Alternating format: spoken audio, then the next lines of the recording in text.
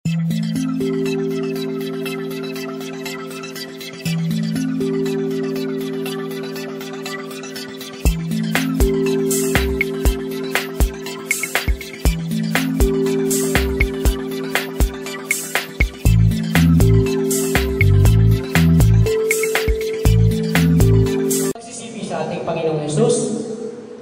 the Sabbath day, this is the Sabbath of the Lord thy God.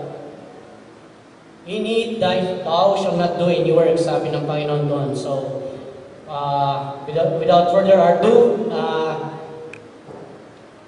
nais ng Panginoong Jesus na sa oras na ito ay ating isuko ang ating kabuuan.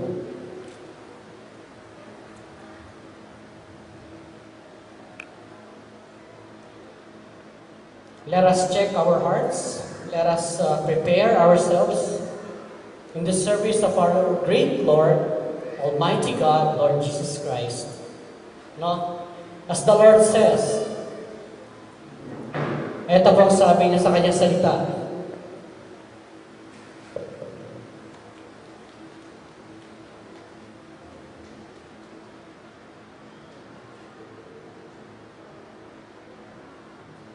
Praise, meron na.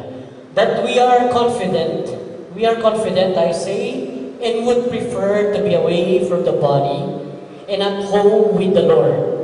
Amen? Ang nais lang sabihin ng Panginoong Jesus po dito sa bawat isa sa atin na narito ngayon, no?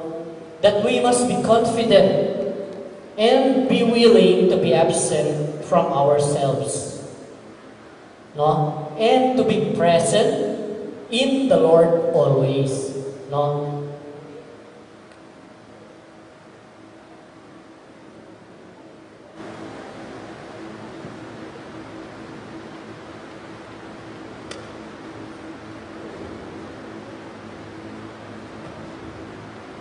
Praise. Okay. Yeah.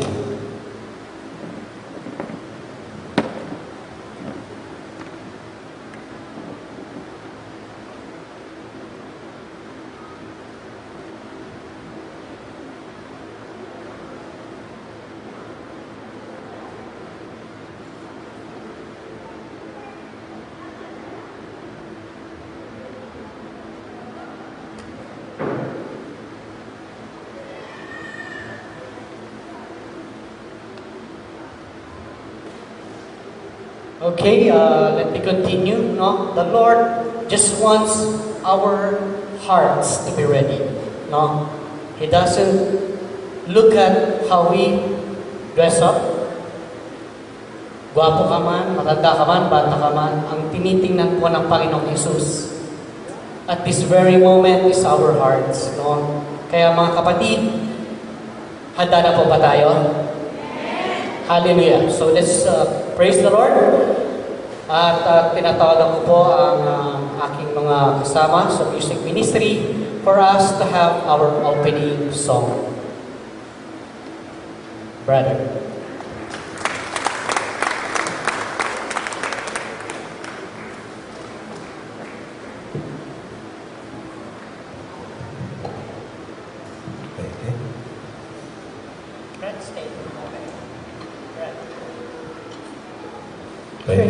Praise. Ayan. Medyo seryoso yung simula. Hallelujah. Lahat nga magsabi na praise the Lord Jesus. Praise the Lord Jesus. Ako, pare-pare po ba tayo napagod sa biyahe? Sino pong galing sa Kwan? Sulu. Wala? Isabela. Wala. Tarlac. Wala. NCR. Marami kasi. NCR. Yan. Meron po ba Mindanao? Wala. Anyway, so ibig sabihin, lahat tayo just came from around the neighborhood. Amen? So, mga kapitbahay, mga kapatid, mga kapuso, Hindi po ako nag-advertise. Binabawi ko lang po yung kinukuha nilang pangalan. Kasi kapuso nag-aaway, di po ba? Anong kalaban ng kapuso? Kapamilya. Pwede ba yun? Magkalaban ng magkapuso at magkapamilya? Hindi po pwede, di ba? Pero sa pamilya ng Panginoon, magkakapatid yun. Kaya bawiin natin yung mga katagang yun.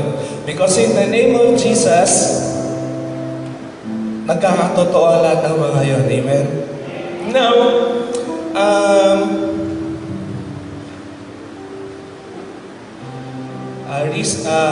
sa ang Panginoong Jesus natin, maraming beses ang ginagawa natin is we learn the doctrine of Christ. Amen? Yun ang pinagpupunyagin natin dito sa Saturday, di ba? The doctrine of Christ. Amen? Kilala natin si Lord. Pag tinanong, sino si Lord? Tatapatan mo sila ng 7 characteristics, di ba? Ano ba? 9 I ams, di ba?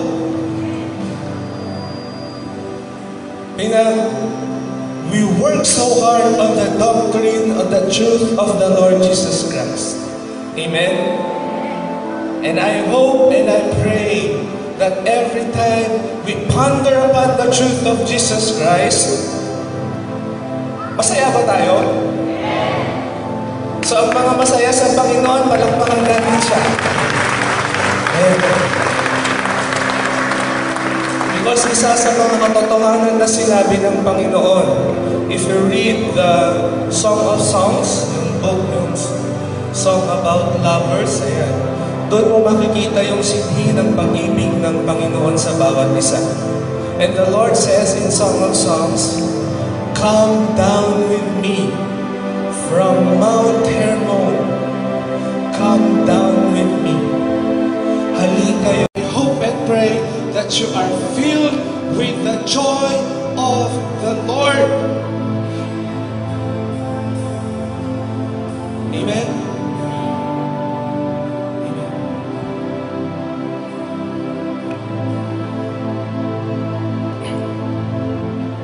So let's sing to the Lord. Signs of refreshing. Oh yes.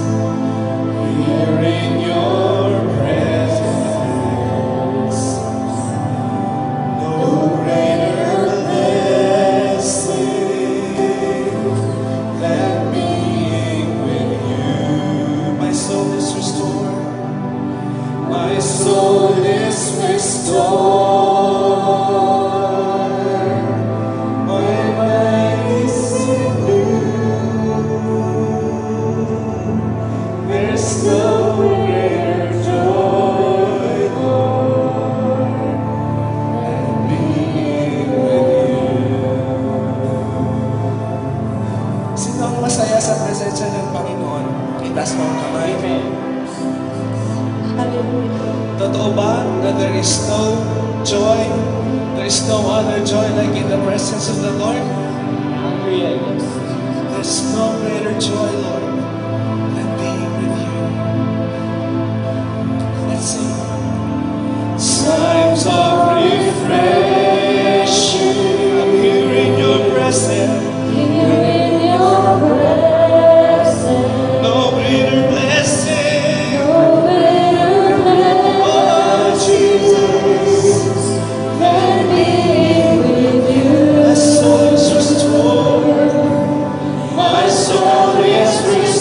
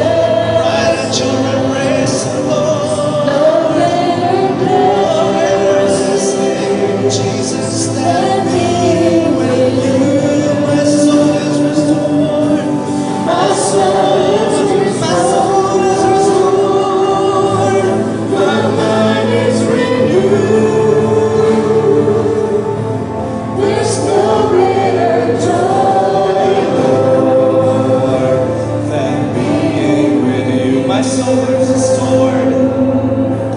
My soul is restored. My mind is renewed. There's no greater joy, Lord, than being with you. My soul is restored.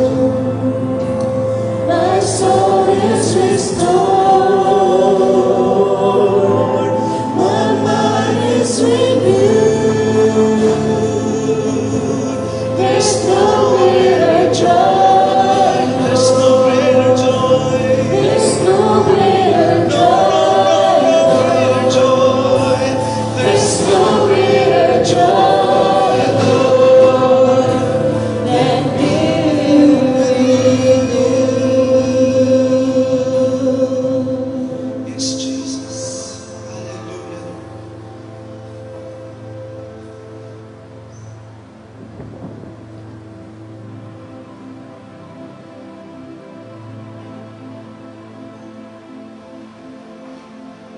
Magandang hapon po, Panginoong Hesus, at magandang hapon sa ating lahat na magkakapatid. Damdamin po natin ang banal na Espiritu para maramdaman natin ang kagalakan para sa Panginoong Hesus. Panginoong Hesus na makapangyarihan sa lahat, nagpapasalamat po kami sa kalakasan, hininga na pinagkakaloob mo sa bawat isa sa amin. Nagtitipon kami sa lugar na ito upang papurian ka at pasalamatan at maitaas ang pangalan ng Panginoong Hesus. Panginoong Hesus, ikaw po ang mangusap sa bawat isa sa amin, Panginoong Hesus. Tulungan mo kami maghikayat sa mga kaluluwa na hindi pa nakakarinig sa iyo. Tagpuin mo po ang mga kapatiran na malayo sa iyo, Panginoong Hesus.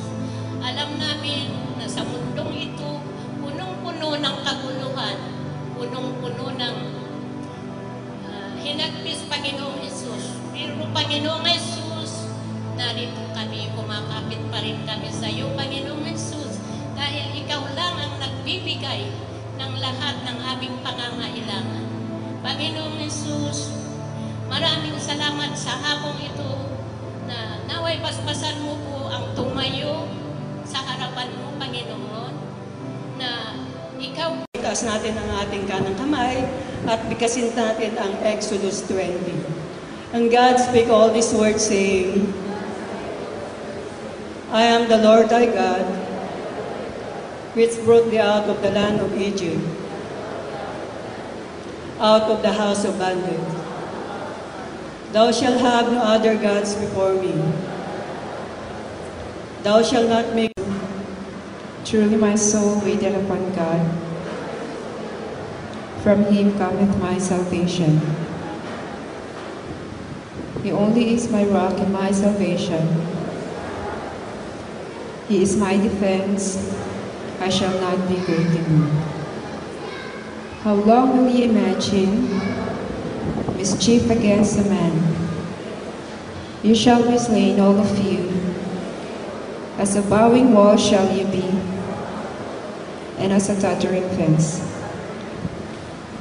They only Philippians 3. Finally, my brethren, to write the same things to you. For me indeed is not grievous, but for you it is safe. Beware of dogs, beware of the concision, beware of the concision. For we are the circumcision, which worship God in sa ating Panginoon, sasabihin ko na lang magandang umaga sa ating Panginoon dahil si Jesus laging gusto niya fresh maaga, di ba? So, ngayon naman po, ako po ay nagpapasalamat sa ating Panginoon sa pagtatagpo niya sa akin na manilbihan sa Kanya, na kung saan, kung titingnan natin yung naging buhay ko noon, sa ngayon, talagang ni-restore ng Panginoon, binago niya ako. Dahil noon, alam naman po natin na tayong lahat nandun sa kadiliman. Tinawag tayo ng Panginoon sa pamamagitan ng kanyang salita. Nakarinig ako ng salita kay Lord Jesus yun, na ibinigay ko ang buhay ko sa ating Panginoon para manilbihan sa Kanya. Kaya natutuwa ako dahil sa ginawa niya na kung saan noon nga, sasabihin ko noon dati tomboy ako. Pero ngayon nakita ko unti-unti niya akong binago. Na kung saan ginagamit niya ako sa kanyang mga gawain. At yun ang pinapasalamat ko rin po dahil hindi niya ako tinagpo na may sakit. Tinagpo niya na malakas. Panginoong Jesus. Ako po ay nagpapasalamat sa Panginoong Jesus dahil ako po ay isang biyuda, may 7 anak. Pero ang kinakapitan ko, hindi ko inaano ang kahirapan sa buhay, kundi kumapit sa Panginoong Jesus. Kaya po ako nagpapasalamat dahil pinalaki ko sila na mag-isa ko, nakasama ko ang Panginoong Jesus. Ngayon po, ang isang anak ko po ay nagtilingkod sa Trinitarian sa Bulacan po. Kaya pinagpapasalamatan ko si Lord Jesus. Kaya mga katulad kong mga byuda, hindi kayo maghanap, si Jesus ang hanapin natin. Praise the Lord! Sa lahat at kay Lord Jesus. Ako po nagpapasalamat kay Lord. Recently po kasi, ang dami pong binuhos na blessings ni Lord Jesus sa family ko po in particular.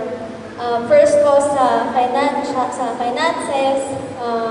Sa iba po sa inyo, nakakaalam na lumipat po ako ngayon sa Top J Alabang sa may seaside po. And I praise the Lord kasi inopen niya yung doors for a chance to be part of His gawain naman po sa Alabang. So, nakapagturo po tayo ng mga bata sa seaside, nakapagturo po tayo ng doctrine, ng musical instruments, and I praise the Lord kasi very open sila dun sa doctrine ng ating Panginoon. Excuse me. And I praise the Lord din kasi hindi mahirap na intindihin ng mga bata yung doctrine po ni Lord Jesus. And I praise the Lord na rin po sa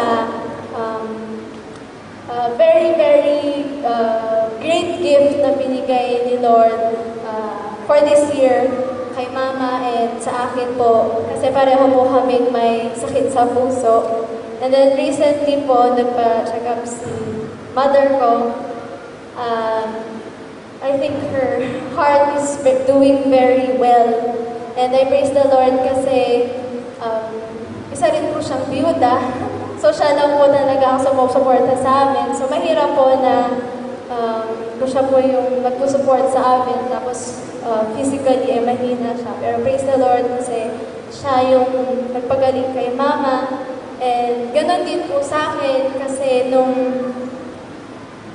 Tuesday, nagpa-check up din po kasi ako. And I praise the Lord kasi dun sa results na lumabas, nakalagay po doon na nag-remodel yung heart ko. So, hindi ko naintindihan yun. Tinanong ko sa doktor, Dok, anong ibig sabihin ng remodel, nag-remodel yung heart ko? Sabi niya na, it's better than before.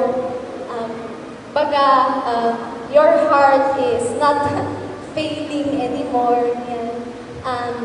Kumbaga, two thumbs up na ang aking heart ngayon. So, I still get tired very fast. Pero praise the Lord kasi ang healing ko talaga ay nanggagaling sa Kanya. And ayun. Pero hindi lang ako doon na pinagpapasalamat ako si Lord, pati din po sa, diba, everything give thanks po. And sa kung may healing na nangyari, meron naman po hindi naman po bagong sakit, pero newly found na sakit po sa akin, pero I know na kung paano pinagaling ni Lord yung heart ko, literally, ganun din na si Lord din magpapagaling sa akin sa sakit ko na bago. And I claim His victory sa healing ko po at healing natin lahat. And praise the Lord. Amen.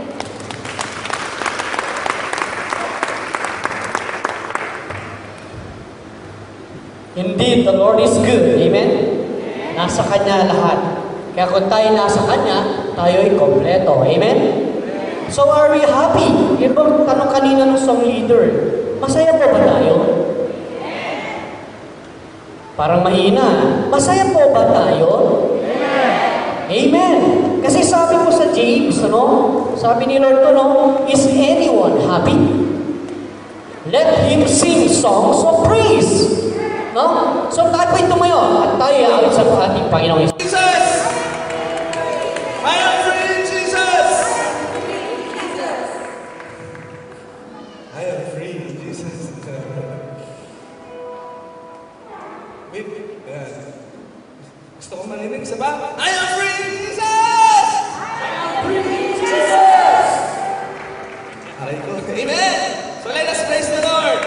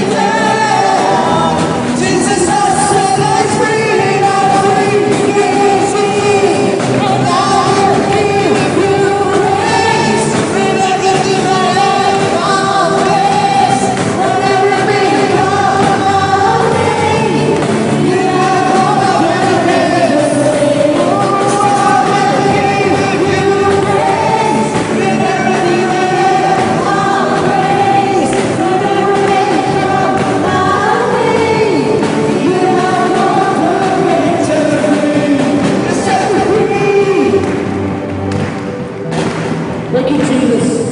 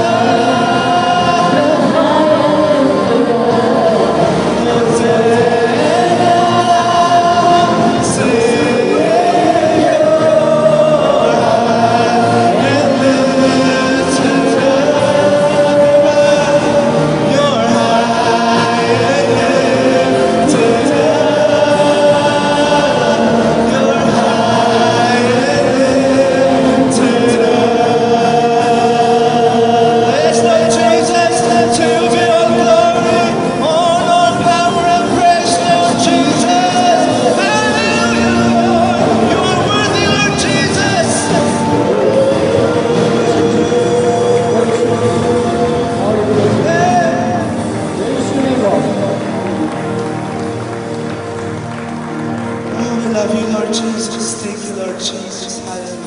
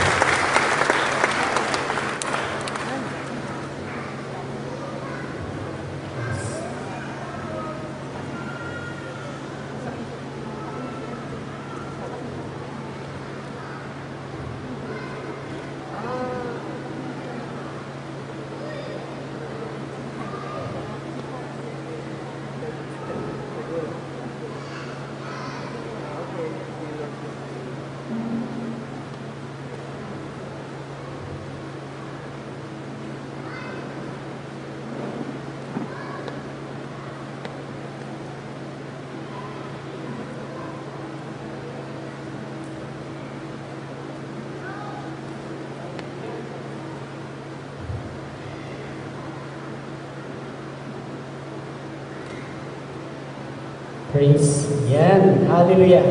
Purihin ang Panginoon sa napakagandang pinagkaloob niyang awit. No? At muli, ang bawat isa ay inaanyanyahan muli ni Lord. No? Kanina, siya yung nanonood sa atin. We're praising Him, we're blessing His name, we're thanking Him. Punong-puno tayo ng gratitude sa ating Panginoong Hesus. So now, sabi ni Lord, sige, ako naman. Okay? So, dadako po tayo sa salita ng Panginoong Hesus. No? Sabi nga po niya that faith comes from hearing and hearing the Word of God. No? At ang salitang ito ay nanggagaling walang iba kundi sa ating Panginoong Hesus. No? Ngayon po, tinatawagan ko na po ang ating mahal na Reverend na siya po ang gagamitin ngayon ng ating Panginoong Hesus upang tayo muling pakainin. For us to be corrected, to be rebuked. No? Dahil ang salita nga ng Panginoong Hesus ay double-edged sword. Although, sa ating pakikinig at sa ating pagsasapuso ng kanyang salita, merong kalakip na blessing ng Panginoong Hesus. So ngayon po, tinatawag ko na po sa ang ating mahal na Reverend Mar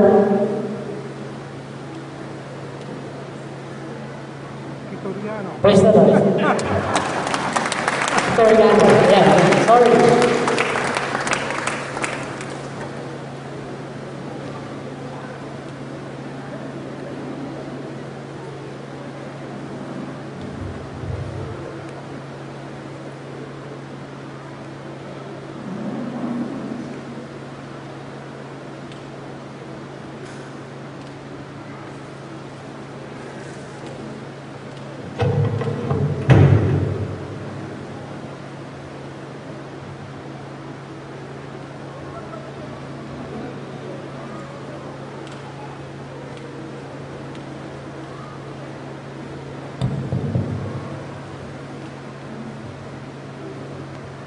Lord bless you, Brother Neil. Don't worry. Ang ating pinapakilala rito si Jesus.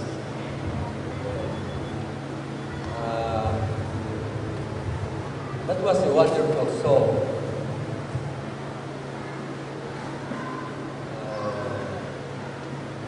Jesus, I love you.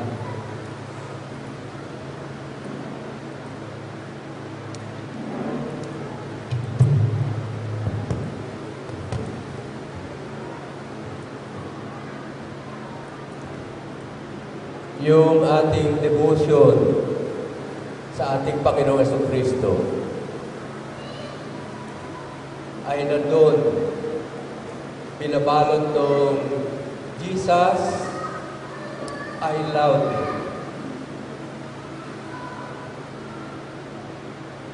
Dahil ang sabi ng banal na kasulatan, ang hindi umiibig sa Panginoong Jesucristo, siya ay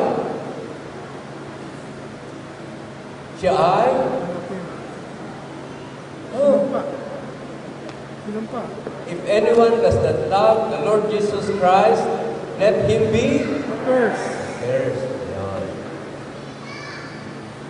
Subalit, yung umiibig naman sa Panginoong Jesucristo ng pag-ibig na hindi maagnas, ano ang sumakat niya?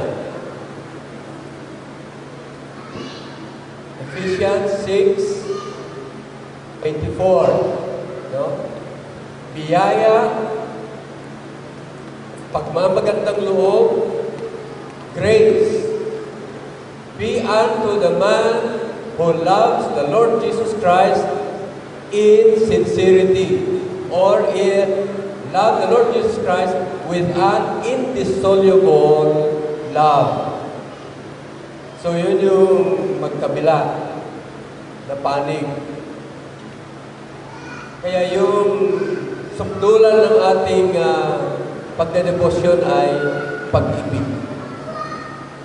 Kung hindi pag-ibig, puro kwan lang ito, no? Obligasyon. Pagganap lamang ng obligasyon. Kagaya sabi ng mga Katoliko, it's a day of obligation. Obligasyon.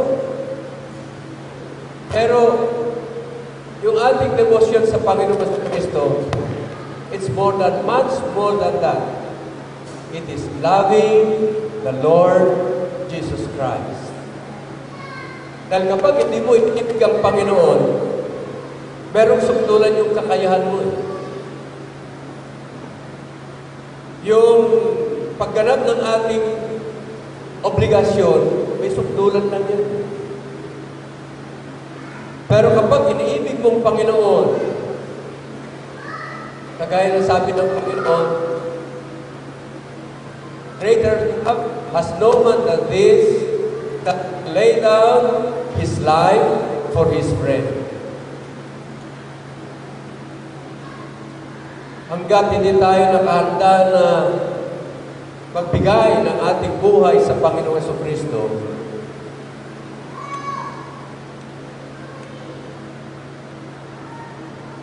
let's review our lives siguro. I can remember one thing. I'm talking about tithes and offering. Sabi ng ating our founding Archbishop, ako, nagulantang noon. Sinasabi niyo, kayo ay all for Jesus. Is there something wrong, please? Sinasabi niyo, kayo ay all for Jesus. Pero yung 10% lang ninyo, hindi nyo pa maibigay. How can you give your 100%? Oh. Madaling magsabi, ako'y all for Jesus. Lahat ng taglay ko kay Jesus. Pero yung 10% di mo na ibibigay. How can you give your 100%? So, dyan natin i-review siguro ang ating buhay. Until we're ready to lay our life for the Lord Jesus Christ. It's time for us to review our lives. Oh, I forgot. Di pa ako magsisermon. Pero, napakaganda yung kanta, yung awit na Jesus, I love thee. If ever I love thee, it's now. Kaya lahat ng umiibig sa Panginoong Jesucristo at may pangangailangan sa Panginoong Jesus, na niyaya mo ngayon ang tumayo at ating ihandog, idulog, hindi lamang ang mga ikapo at mga handog na ito sa paanan ng Panginoong Jesucristo, kundi yung ating lahat. No? Let these tithes and offerings be or represent our all to the Lord Jesus Christ. Lahat ng may pangangailangan sa Panginoon, lahat ng may kahilingan sa Panginoon, itaas ang kamay. Okay, so iba nyo na tayo sama-sama manalangin. Aming Panginoong Hesus,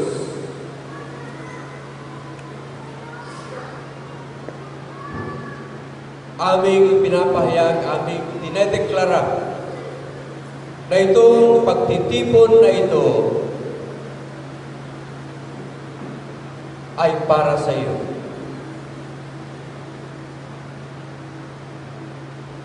At ang tanging dahilan kung bakit kami nagkakatipon-tipon ngayon, Panginoon, mula sa iba't ibang dako, buong pagpapakasakit, na kami po, Panginoon, ay pumarito, mag-attend sa iyo, upang ikaw, Panginoon, ang aming may tanghal, upang ikaw, Panginoong Jesucristo, ang aming may taas, maluwalhati sa aming kalagitnaan, papasalamatan sa lahat ng mga kabutihan mo at biyaya mo, Panginoong Jesus. And in so doing, you also have declared, where 2 or 3 are gathered in your name, there you are in the midst of them. Salamat, Panginoon, sa iyong presensya sa hapon na ito. Sapagkat, Panginoon, amin pong iniyalay ngayon sa iyo. Hindi lamang ang mga ikapo at mga handog na ito, kundi aming iniyalay, Panginoong Jesucristo, lahat ng aming taglay. Narito, Panginoon, nakaalay, inihandog namin, buong pagpapakasakit, Panginoon, na aming inilagay sa iyong paanan ng aming lahat. Narito po ang aming buhay, narito po ang aming sambahayan, believing that if we believe in you, we shall be saved, including our household. Narito rin, Panginoon, ang aming kabuhayan, sapagkat ikaw nagbibigay sa amin ng kakayahan, Panginoon,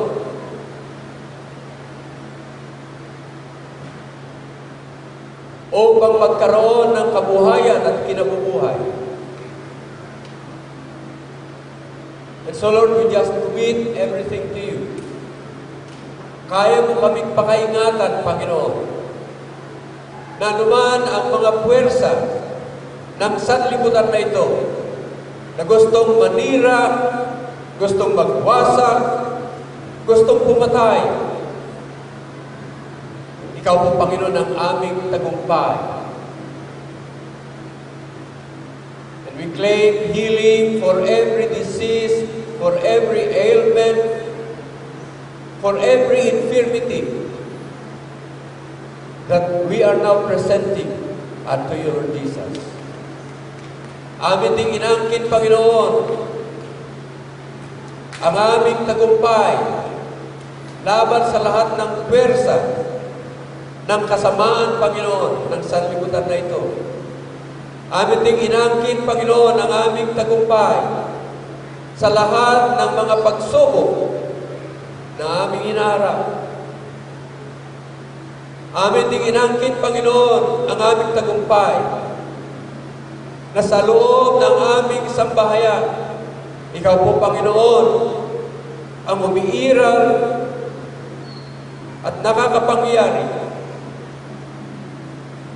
Amin ding inangkin, Panginoong Jesucristo, ang iyong tugon sa mga kahilingan namin, Panginoon. And with the help of the Holy Spirit, we grow.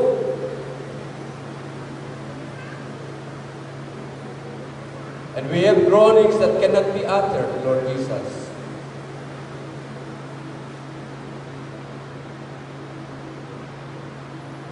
Amin ding inangkin, Panginoon,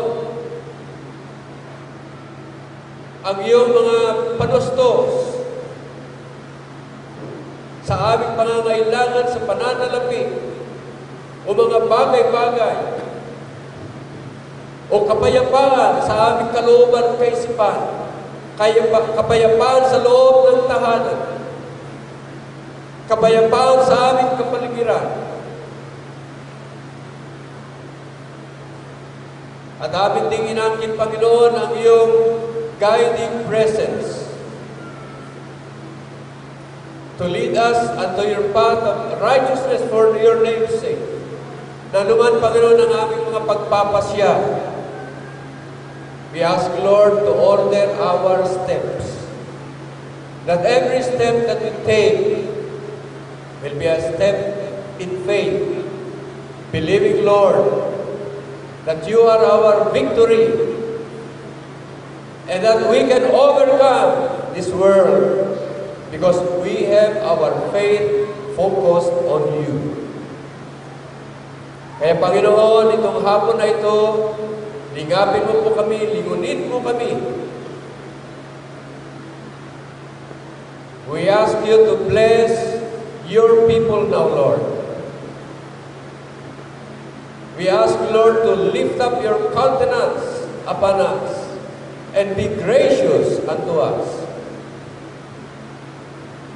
Let your grace abound upon each and every one of us, so that, Lord, your promise that you have come that we might have life and that we might have it more abundantly will be fulfilled sa buhay, sa sambahayan, sa kabuhayan ng bawat sa amin, sapagkat ang lahat ng aming itinaas sa pamagitan ng aming mga kamay ay aming hiniling ang katugunan ng lahat ng ito mula sa iyong matabis at makapangyarihan na pangalan. Sa pangalan mo po, Panginoong Jesucristo. Amen. Amen.